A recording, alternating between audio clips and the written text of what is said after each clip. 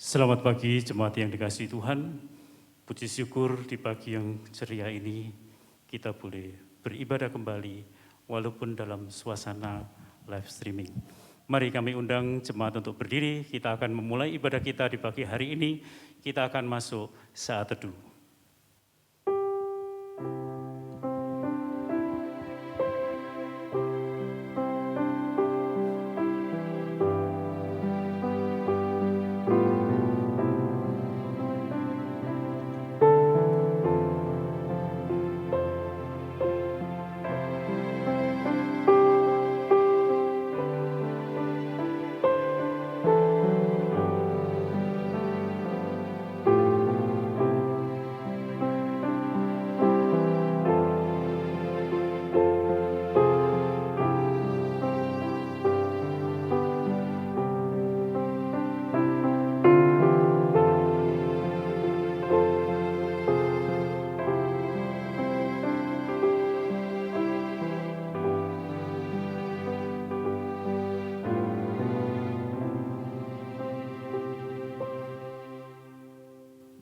Jemaat Tuhan, dimanapun kita berada, mari kita memulai kebaktian kita di pagi hari ini dengan sebuah keyakinan bahwa pertolongan kepada kita adalah di dalam nama Tuhan yang menciptakan langit dan bumi.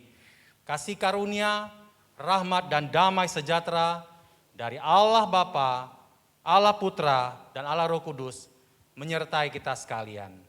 Amin.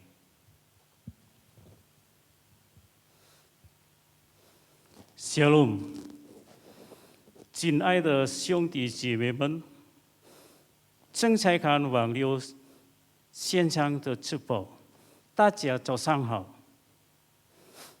这个星期的钟摆还是在准确的气氛，所以我们要祝大家新年快乐。希望今年耶稣赐给我们健康的身体，平安的度日。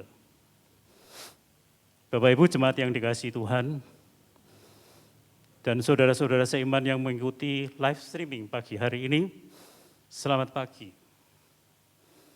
Ibadah minggu ini masih dalam suasana Imlek, oleh karena itu kami ucapkan selamat Hari Raya Imlek.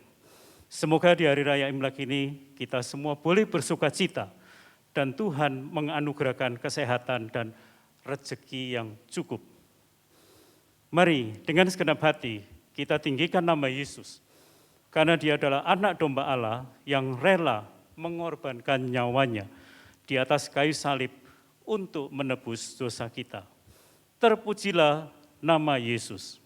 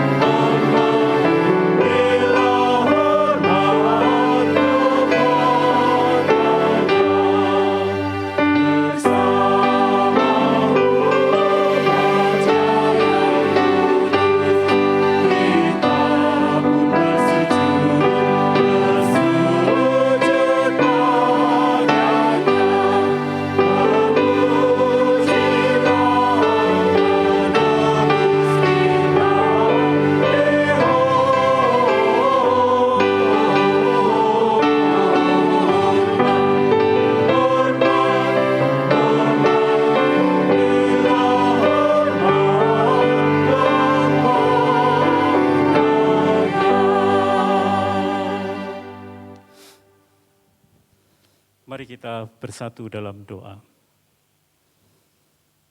Ya Bapa, yang kami kenal dan kami sembah di dalam Yesus. Kami bersyukur ya Bapa, seminggu boleh kami lalui. Kami boleh berjalan bersama Tuhan, baik dalam suka dan duka. Kami bersyukur karena di masa-masa yang sulit ini, Engkau tetap ada dan Engkau tidak pernah meninggalkan kami. Ya Bapa, pagi ini kami akan beribadah. Kami akan memuji, menyembah nama-Mu. Teristimewa ya Tuhan, kami ingin mendengarkan firman-Mu. Walaupun kami tidak bisa beribadah secara bersama, tapi kami tetap bersyukur karena melalui live streaming ini, kami tetap boleh memuji Engkau, menyembah Engkau. Ya Tuhan, pagi ini kami mengingat saudara-saudara kami yang mungkin mereka lelah, mungkin mereka putus asa, mungkin mereka meninggalkan Engkau. Mari Tuhan, Engkau menilik saudara-saudara kami yang mengalami masalah. Biarlah Tuhan boleh menguatkan mereka. Dan di pagi ini Tuhan, sebelum kami memuji Engkau, menyembah Engkau, biarlah Tuhan boleh menguduskan kami. Ampuni ya Tuhan dosa-dosa kami. Ampuni Tuhan kesalahan-kesalahan kami yang sudah kami lakukan, baik terhadap sesama maupun kepada Engkau.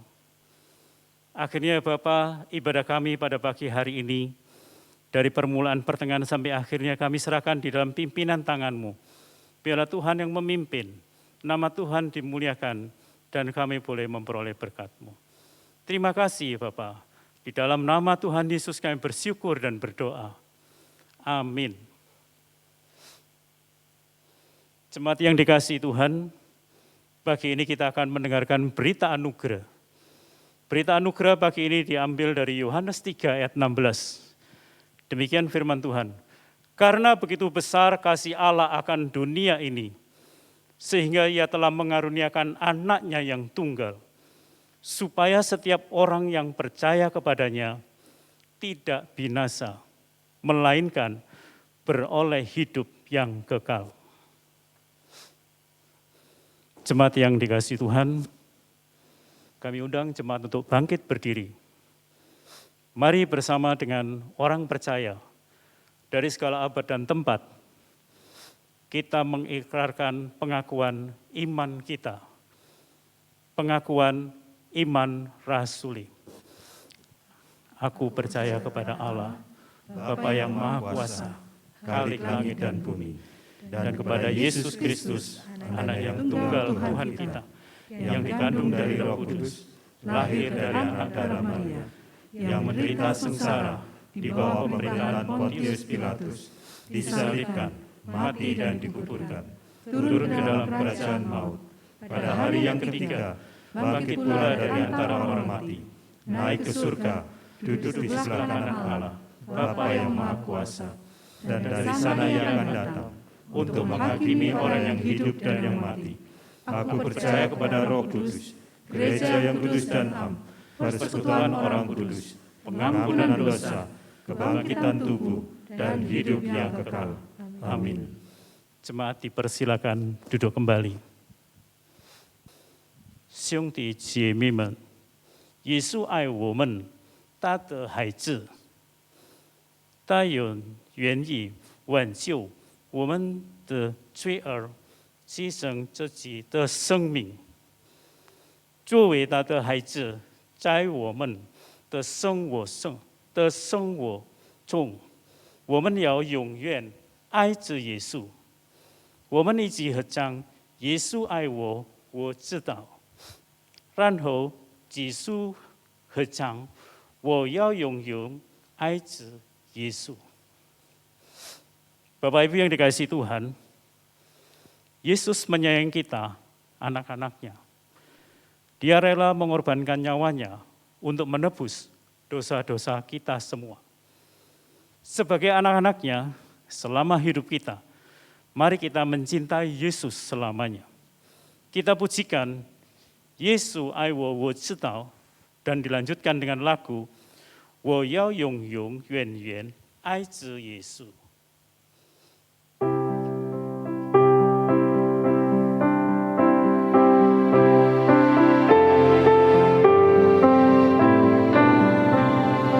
耶稣爱我，我知道，也有圣经告诉我，凡小孩子主牧养，我是人都知道，主耶稣爱我，主耶稣爱我，主耶稣爱我，有圣经告诉我，耶稣爱我，我知道，因有圣经告诉我，凡小孩子主牧养，我是人都知道，主耶稣爱我。主耶稣爱我，主耶稣爱我，有圣经告诉我。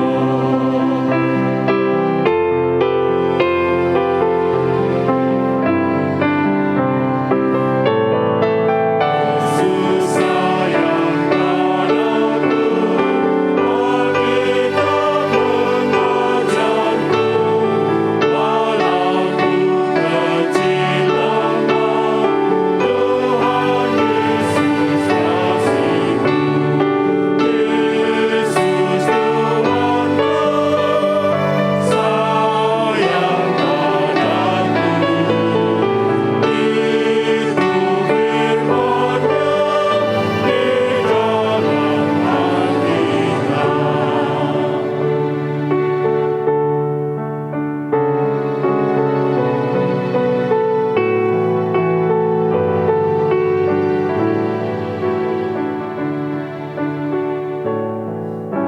我要永永远远爱着耶稣，我要永永远远爱着耶稣。虽然生命中狂风和暴雨千年不断来，我仍然永永远远爱着耶稣。我要永永远远爱着耶稣，我要永永远远爱着耶稣。虽然生命中狂风和暴雨千年不断来，我仍然永永远远爱着耶稣。阿爸天父，赐我有你儿女，赐我有生都配得你恩典。阿爸天父，赐我有你儿女，谁有我和我天父你的心。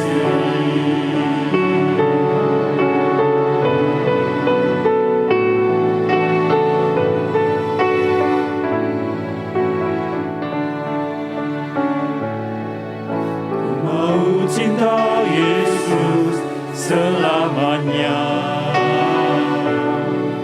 Ku mau cinta Yesus selamanya. Meskipun badai silih berganti dalam hidupku, ku tetap cinta Yesus selamanya. Mau cinta Yesus selamanya.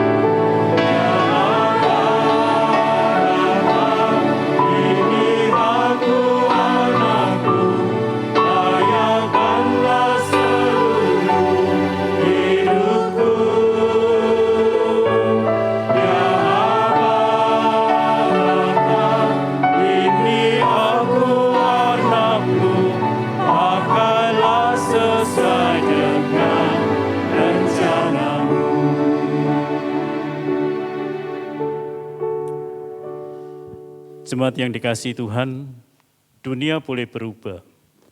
Suka dan duka boleh kita alami. Tetapi kita tahu kehendak Tuhan amat manis bagi kita. Mari kita siapkan hati kita untuk mendengar firman-Nya.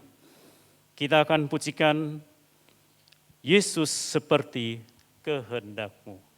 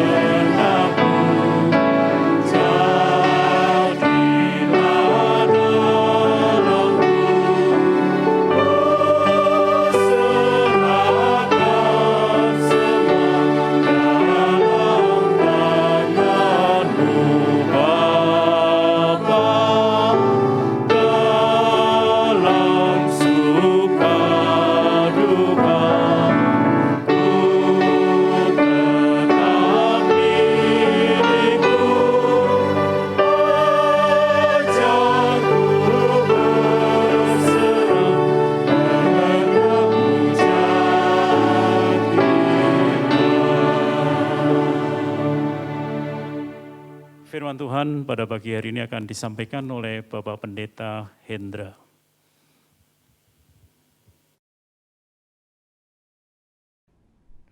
Jemaat, sebelum kita mendengarkan firman Tuhan, kita masuk di dalam doa. Ya Tuhan, kami sungguh bersyukur jikalau pada pagi hari ini kami kembali akan mendengarkan, merenungkan sebagian dari firman Tuhan.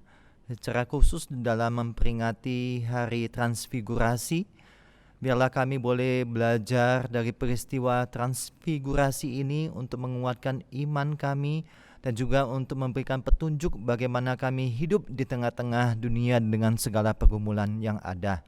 Berkati untuk pembacaan perenungan firman Tuhan, kiranya nama Tuhan yang ditinggikan dan dimuliakan. Dalam nama Tuhan Yesus kami berdoa dan mengucap syukur. Amin. Jemaat sekalian, bagi jemaat yang merayakan Imlek, saya pertama-tama mengucapkan selamat Tahun Baru Imlek. Kungsi Sinien Kuaile Sangti Cuhuni. Kita bersyukur Tuhan memelihara kita, memberkati kita, menyertai sampai saat ini. Baik, kita akan membaca satu bagian firman Tuhan yang terambil dari Matius pasal 17 ayat 1 sampai ayat 13. Matius pasal 17 ayat 1 sampai ayat 13, demikian firman Tuhan. Saya akan membacakan untuk kita semua, mohon jemaat memperhatikannya. 6 hari kemudian, Yesus membawa Petrus, Yakobus dan Yohanes saudaranya, dan bersama-sama dengan mereka ia naik ke sebuah gunung yang tinggi. Di situ mereka sendiri saja. Lalu Yesus berubah rupa di depan mata mereka. Wajahnya bercahaya seperti matahari dan pakaiannya menjadi putih bersinar seperti terang.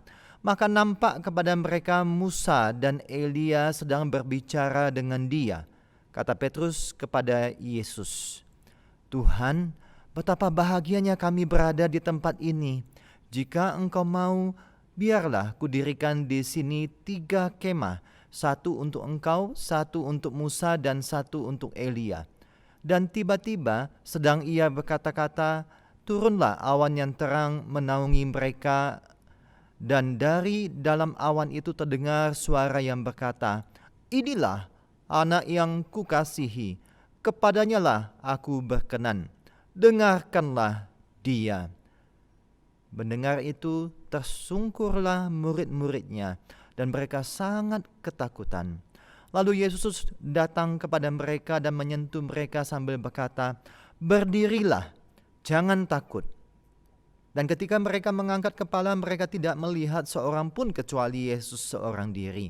Pada waktu mereka turun dari gunung itu, Yesus berpesan kepada mereka, jangan kamu menceritakan penglihatan itu kepada seorang pun sebelum Anak Manusia dibangkitkan dari antara orang mati. Lalu murid-muridnya bertanya kepadanya, kalau demikian, mengapa ahli-ahli Taurat berkata bahwa Elia harus datang dahulu? Jawab Yesus, memang Elia akan datang dan memulihkan segala sesuatu. Dan aku berkata kepadamu, Elia sudah datang, tetapi orang tidak mengenal dia dan memperlakukannya menurut kehendak mereka. Demikian juga Anak Manusia akan menderita oleh mereka. Pada waktu itu mengertilah murid-murid Yesus bahwa ia berbicara tentang Yohanes Pembaptis. Demikian pembacaan firman Tuhan. Berbahagia setiap kita yang membaca, merenungkan, dan melakukan di dalam hidup kita.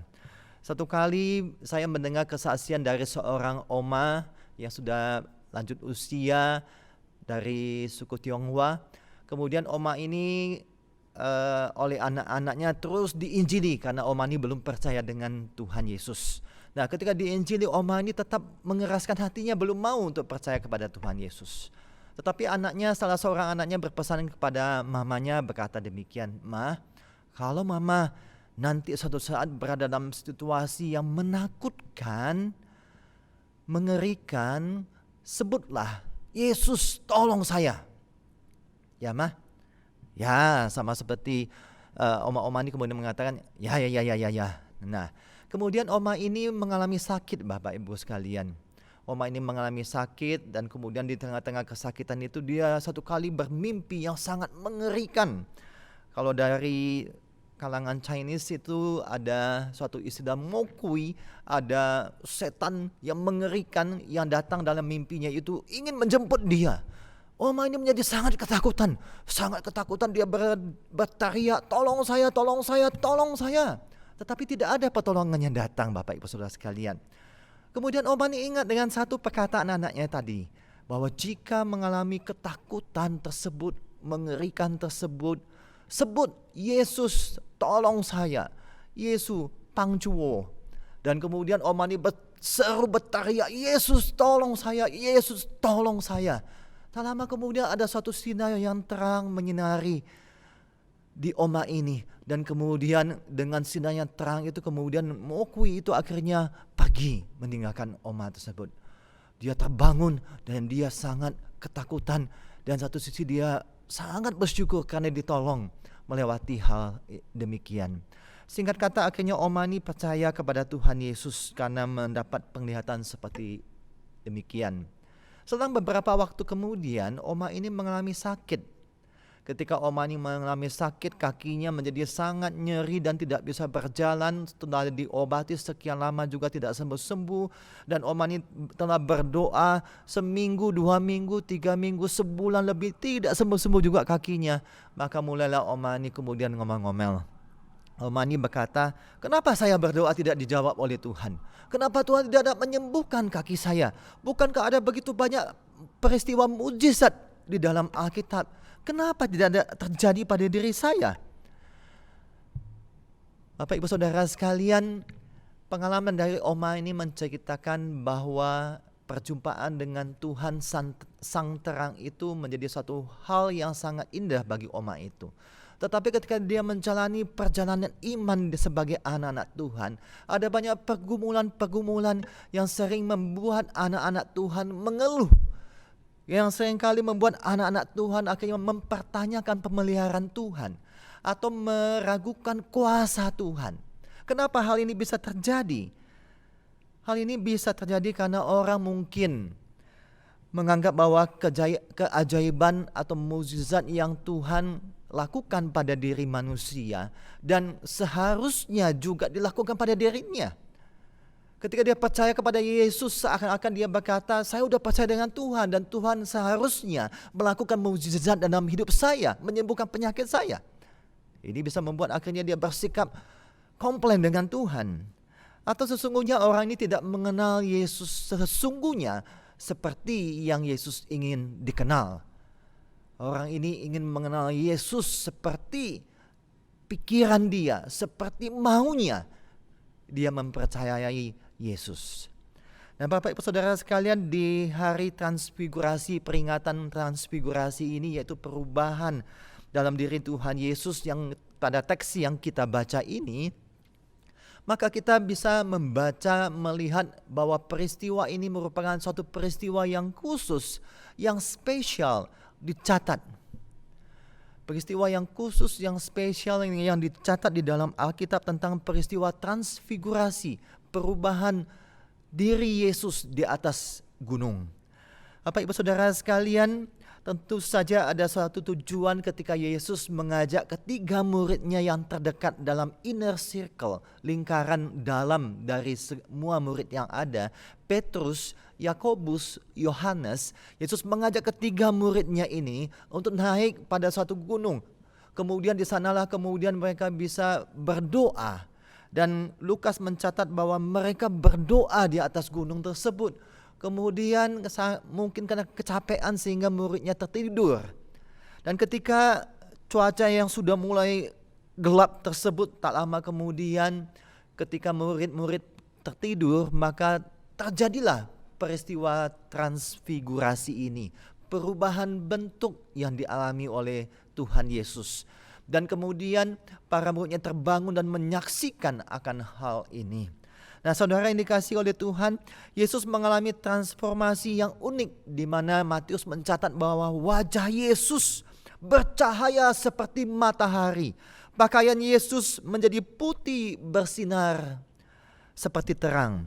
Yang menarik, putih dikaitkan dengan bersinar karena umumnya pakaian putih, seputih-putihnya pakaian maupun mungkin dicuci dengan baiklin pemutih dan sebagainya, putih tetapi tidak bersinar bercahaya.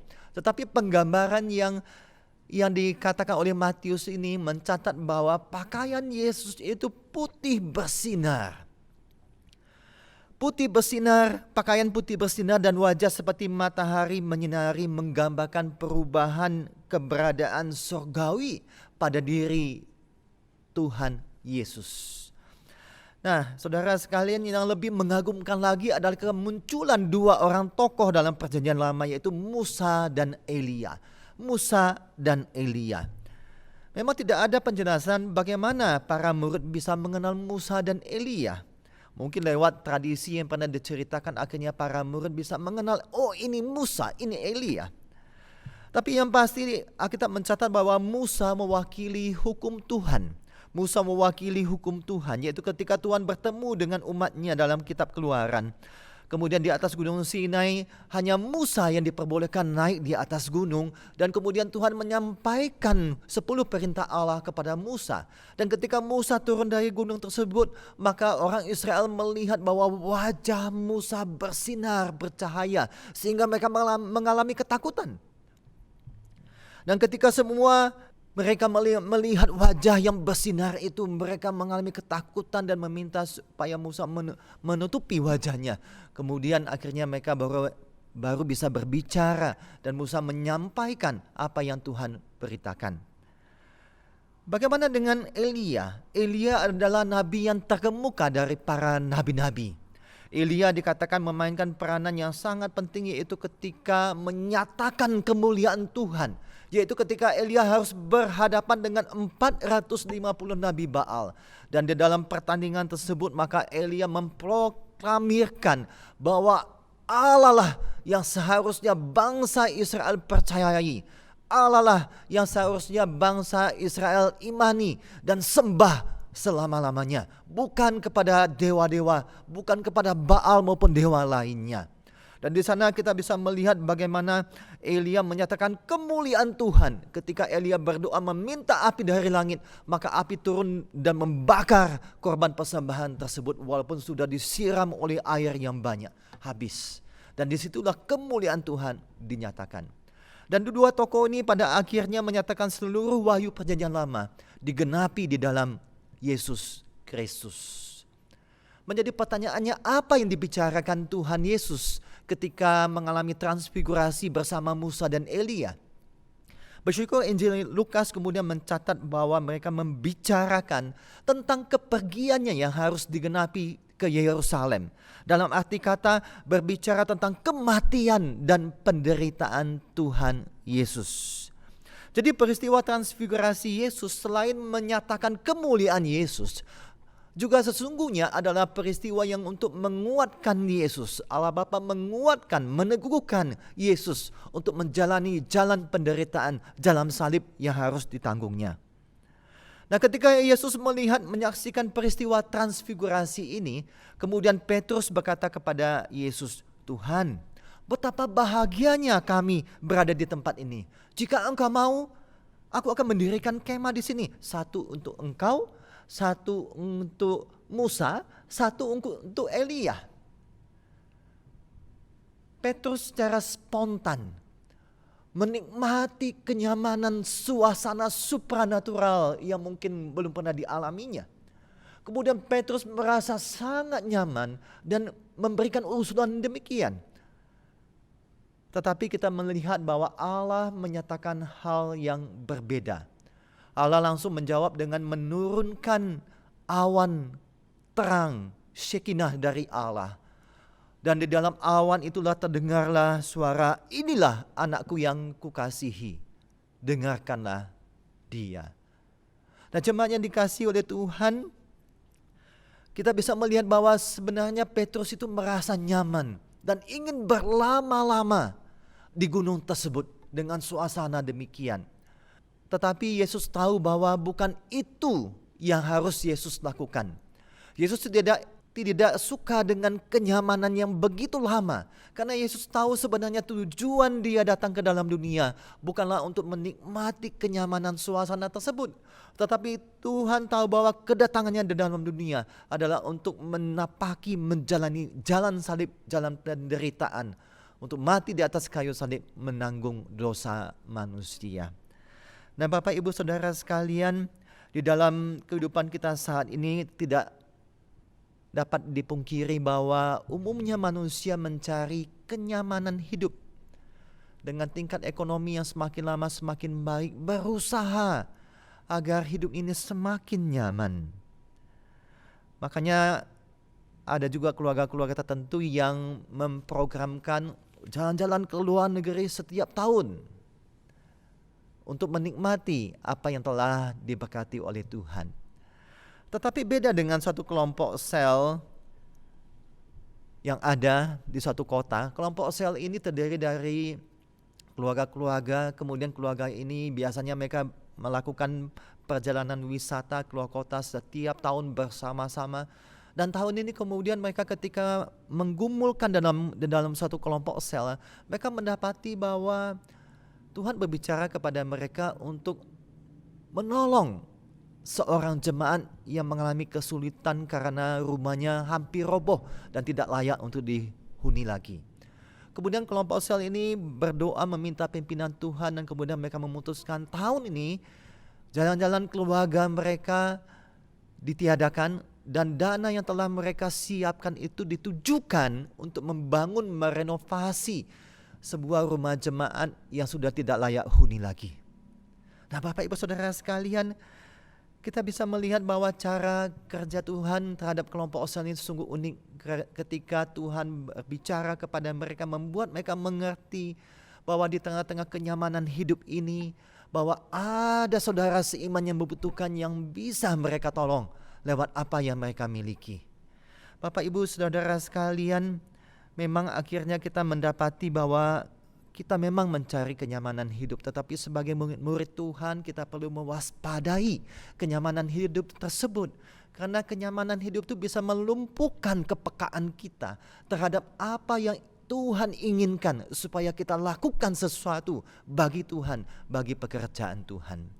Bapak Ibu Saudara yang dikasihi oleh Tuhan, kemudian kita lanjutkan dengan peristiwa transfigurasi. Kemudian Yesus mengajak para murid-muridnya untuk turun dari gunung itu. Tidak berlama-lama di atas gunung tersebut, tetapi turun untuk menjalani jalan salib tersebut. Namun Yesus kemudian memberikan suatu pesan kepada murid-murid, yaitu jangan kamu katakan kepada siapapun sebelum Anak Manusia dibangkitkan. Dalam arti kata di sini berarti bahwa misi Yesus meliputi bukan saja menapaki jalan salib sampai di atas kayu salib, tetapi juga nantinya dalam kebangkitan yang akan dialami oleh Tuhan Yesus Kristus. Nah saudara sekalian, kalau kita membaca kisah ini kemudian sampai selesai, maka kita akan mendapati bahwa Yesus memakai tokoh-tokoh Elia dan tokoh-tokoh Yohanes Pembaptis. Dan di sini dengan suatu tujuan ada pesan penting, yaitu Yesus berkata kepada para muridnya, Elia sudah datang, tetapi orang tidak mengenal dia dan memperlakukannya menurut kehendak mereka. Demikian juga Anak Manusia akan menderita oleh mereka. Dalam arti lain bahwa Yesus telah menceritakan dalam perikop sebelumnya, Yesus sudah memberitakan pemberitahuan pertama tentang penderitaan yang harus dialami, kematian yang harus dijalaninya. Dan ini menguatkan apa yang telah disampaikannya. Dan Yesus kemudian mengatakan bahwa inilah Anak Manusia harus menjalani jalan salib. Nah Bapak Ibu Saudara sekalian, kalau demikian kita sudah mendengar tentang kisah transfigurasi ini, apa pesannya bagi hidup kita yang bisa kita dapatkan dalam situasi kondisi saat ini?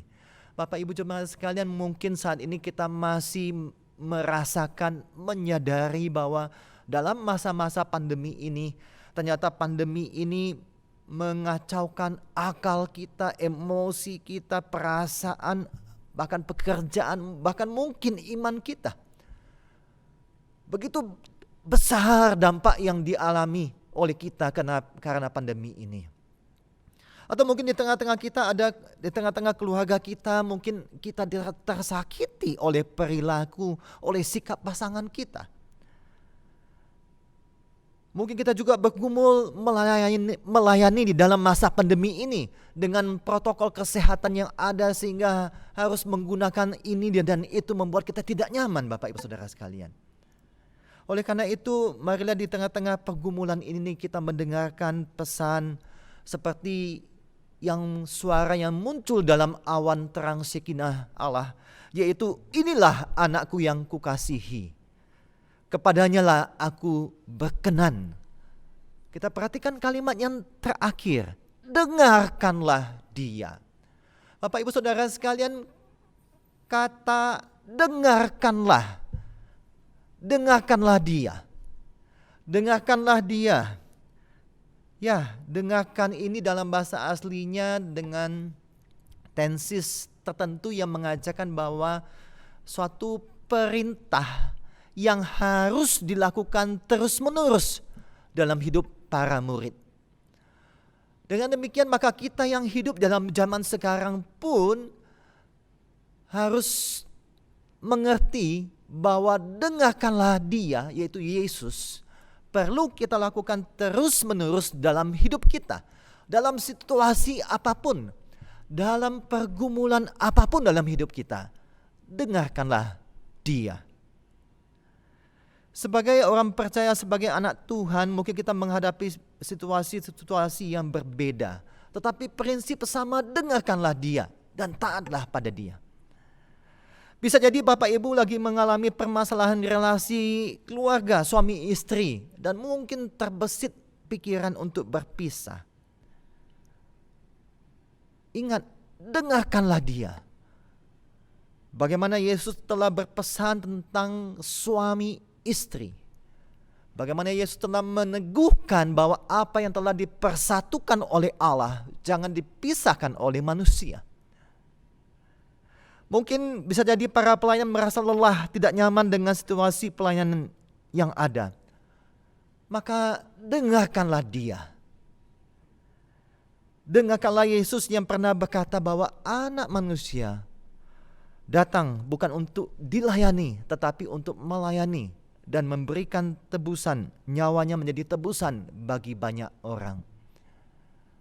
Mungkin dalam pelayanan kita, dalam tanda kutip, baru berkorban perasaan ketidaknyamanan, tetapi kemudian kita mengatakan, oke, saya tidak mau melayani lagi. Mari, dengarkanlah dia. Apa yang Yesus pernah katakan, bagaimana Yesus mengajarkan tentang melayani dia di tengah-tengah situasi saat ini.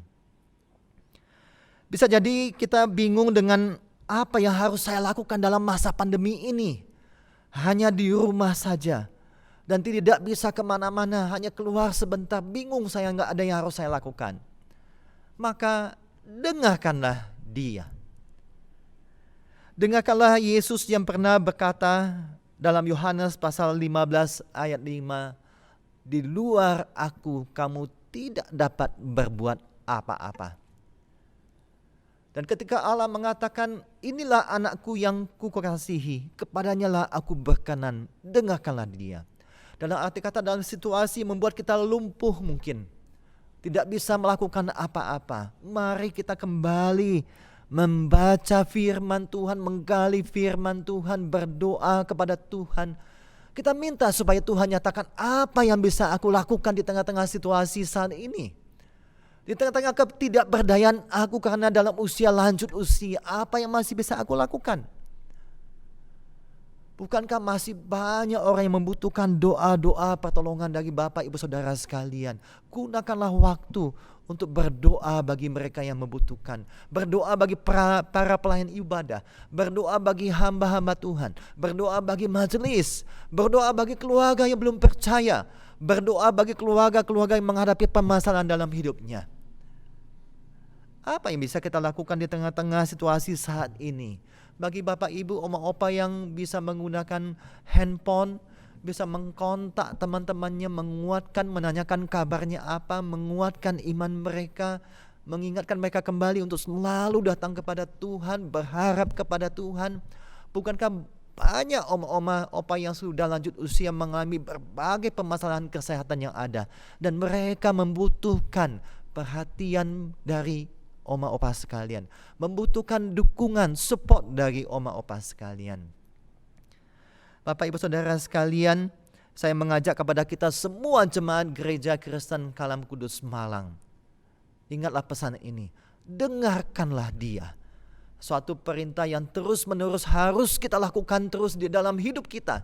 Di tengah segala pergumulan keluarga kita, pergumulan pelayanan kita, pergumulan hidup kita, mari dengarkanlah dia. Dan tentunya diikuti dengan taatilah dia. Dan bukankah sabda firman Tuhan, Rasul Yohanes mengatakan bahwa dengan demikianlah kamu dikenal sebagai anak-anak Allah, ketika kamu mengasihi dia, mendengarkan dia, dan taat kepadanya. Kiranya pesan ini boleh memberkati kita semuanya di dalam peringatan Hari Transfigurasi ini. Maka dengarkanlah dia di dalam segala permasalahan hidup kita dan taatlah kepadanya. Amin. Tuhan Yesus memberkati kita. Kita berdoa. Ya Tuhan, kami bersyukur setiap kali kami membaca firman Tuhan. Kami melihat bagaimana Tuhan berbicara kepada kami pribadi lepas pribadi. Di tengah-tengah segala pergumulan hidup kami sebagai orang percaya. Di tengah-tengah situasi pandemi yang tidak mudah ini. Kami tahu kami hanya bisa mengandalkan Tuhan. Di tengah-tengah banyak suara-suara yang beredar di tengah-tengah masyarakat, baik melalui sosial media, baik itu melalui televisi dan lain-lainnya. Kami tahu bahwa kami perlu hanya mendengarkan Tuhan dalam hidup kami. Tolong kami Tuhan sebagai anak-anak Tuhan, sehingga hidup kami menjadi hidup yang berkenan kepada Tuhan. Terima kasih Tuhan, terima kasih. Dalam nama Tuhan Yesus kami berdoa dan mengucap syukur. Amin.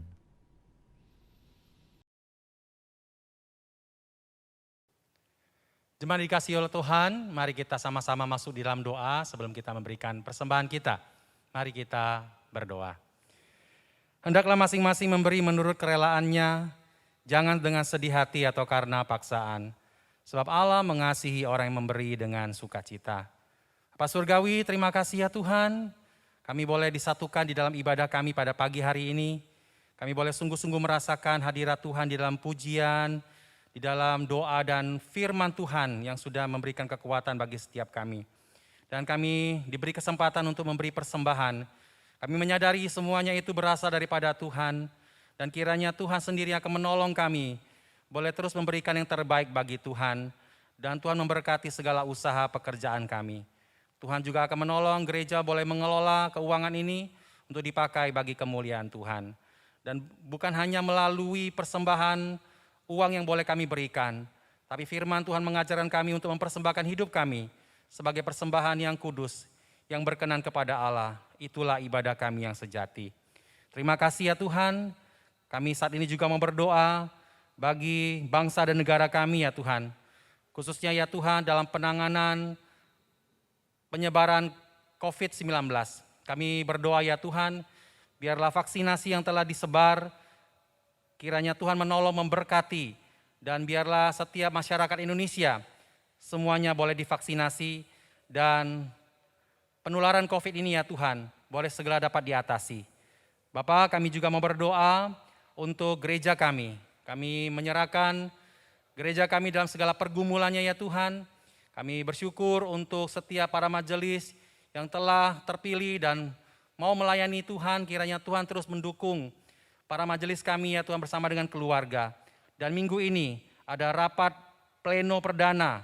Kiranya Tuhan akan menolong supaya setiap para majelis kami ya Tuhan, Kau karuniakan hikmat boleh terus menjadi pelayan-pelayan Tuhan di dalam kemajelisan. Kami terus berdoa juga ya Bapa untuk pergumulan jemaat-jemaat Tuhan. Kami berdoa kiranya dalam segala kesulitan-kesulitan yang mereka hadapi, mereka tetap beriman dan mengandalkan Tuhan. Karena firman Tuhan berkata, diberkatilah oleh yang mengandalkan Tuhan dan yang menaruh harapannya pada Tuhan. Terima kasih Bapa di surga, kami percaya Engkau sudah mendengar doa kami. Demi nama Yesus Kristus, kami sudah berdoa. Amin. Shalom Bapak Ibu yang dikasihi Tuhan, apa kabar kita semua? Saya percaya kita semua dalam perlindungan dan penyertaan Tuhan. Nah, di tengah-tengah suasana Imlek, kita boleh bersuka cita bersama dan kita saat ini telah menyanyikan puji-pujian yang begitu indah bagi Tuhan. Dan saya mewakili seluruh rohaniwan dan majelis gereja turut mengucapkan kongsi, Singnian Kuai Le, Singnian Mong En, Li Sang Jia Li, En Sang Jia En, Ai Zu Gen Shen. Dalam arti selamat tahun baru yang penuh sukacita, tahun baru yang diberkati Tuhan. Semakin bertambah anugerah, semakin bertambah berkat Tuhan, dan semakin kita mengasihi Tuhan. Nah saudaraku yang dikasihi Tuhan, kita bersyukur hari ini kita boleh bersama-sama mendengarkan firman Tuhan yang disampaikan oleh Pendeta Hendra. Kiranya firman Tuhan menjadi kekuatan bagi setiap kita.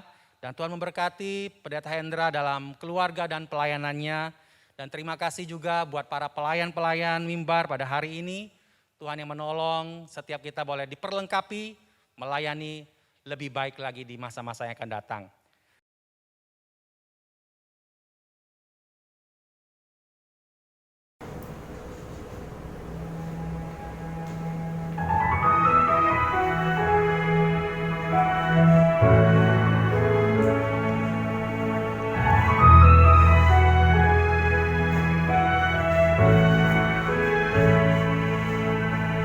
Kau Tuhan jadi andalanku,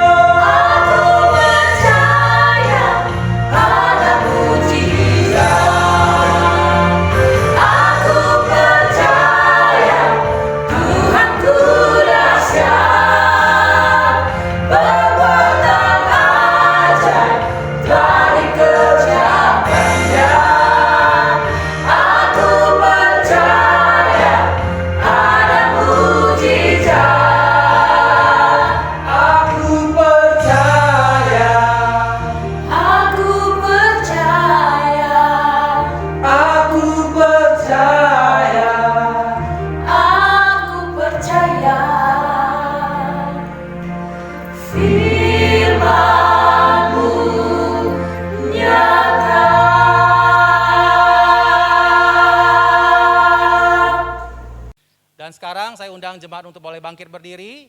Kita akan sama-sama mengakhiri kebaktian kita pada pagi hari ini. Kita menaikkan pujian doksologi dan akan menerima berkat dari Tuhan.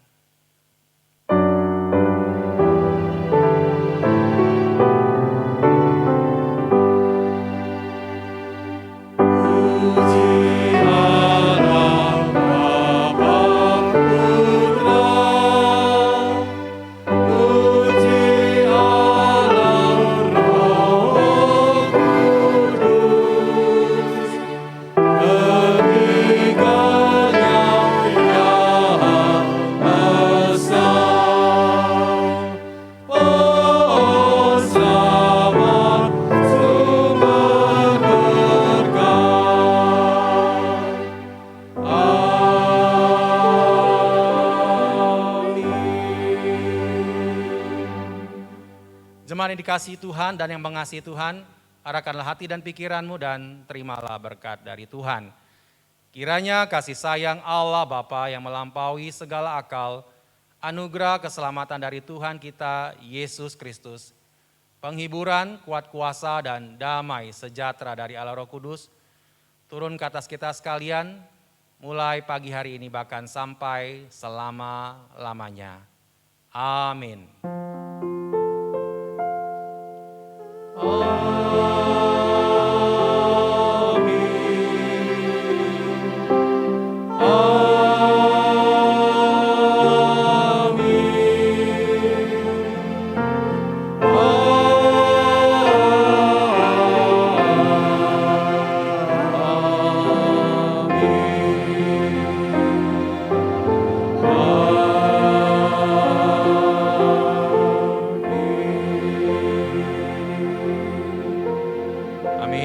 Silakan duduk saat teduh. Demikian kebaktian kita pada pagi hari ini. Tuhan Yesus memberkati kita semua.